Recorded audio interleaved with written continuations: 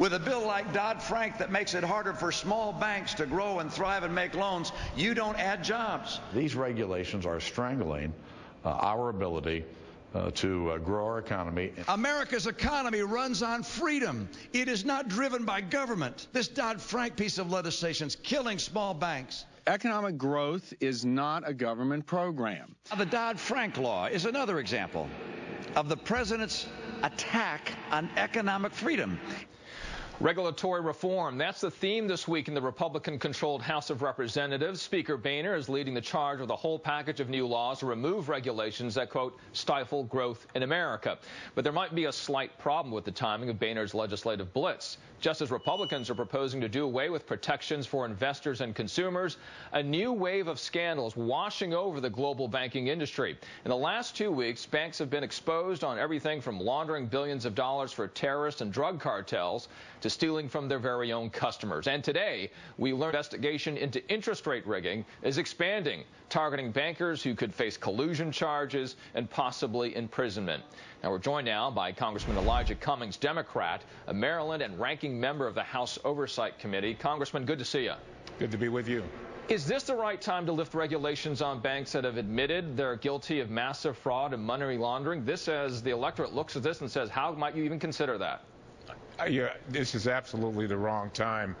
And if it were up to the Republicans, there would be hardly any regulations whatsoever. You would think that after what we have gone through and what our constituents continue to suffer through with regard to their pocketbooks and what's happened to this economy, that everybody would be rallying, trying to make sure that we had the appropriate regulations. But they have another agenda, which is very unfortunate.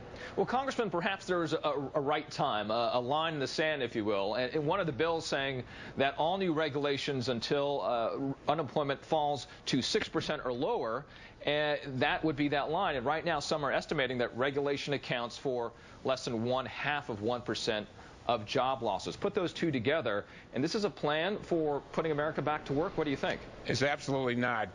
First of all, the CBO estimates that they will reach that job level sometime in 2016. Children and veterans and others simply cannot wait. We have various rules that make sure that our water is safe, that our air is clean, that Medicare doctors are paid appropriately. These kinds of things simply cannot wait. And, you know, an arbitrary time to say that you cannot, you won't be able to have regulations until a certain time 6% is absolutely, of unemployment. Is absolutely ridiculous. It makes no sense.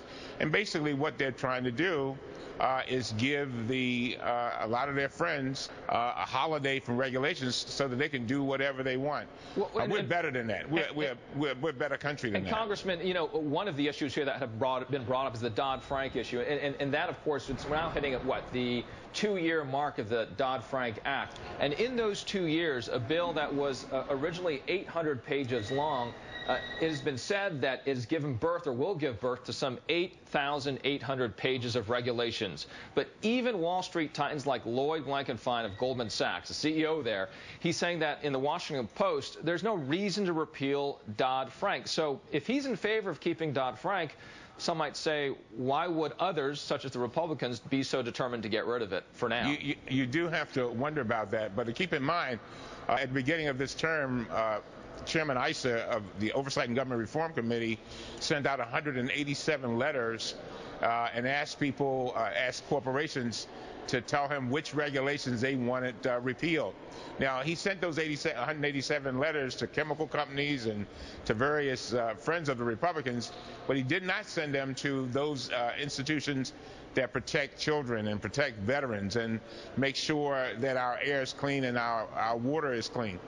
Didn't do that. And so I think basically they were targeted towards people that they knew would be sympathetic, people that actually would want these regulations dispensed with so that they don't have to worry about protecting the safety of our citizens. But I believe that with regard to job growth, you can have job growth and protect the safety and welfare and economic situations of our constituents at the same time. We need balance, and that's something that the Republicans have not been about. As a matter of fact, the things that they're doing with regard to these regulations, things they're trying to do, are to the far, far, far right. And it's very, very unfortunate. Congressman Elijah Cummings, thank you. Thank you. Next, Bush